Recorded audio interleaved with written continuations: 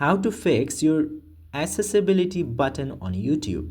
Now, in order to fix accessibility in YouTube, you just simply need to go over YouTube profile and select the YouTube setting from here.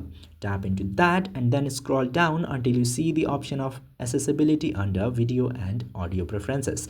Tap to accessibility and you will see this option of accessibility player. If it is disabled, simply enable it, and in order to fix it, you can customize some options. For example, if you want to rotate your shorts, you can enable this toggle, otherwise you can disable it. Or if your accessibility button is not hiding, simply tap into hide player controls, and then if it's selected to never, simply select other options such as after 3, 5, 10 and 30 seconds, or you can use device settings by tapping in here. Most common practice is 3 seconds or 5 seconds in here, so select any of the suitable option. So this is how you fix or customize this accessibility button on YouTube. I hope this video was helpful to you. If yes, don't forget to hit that subscribe button.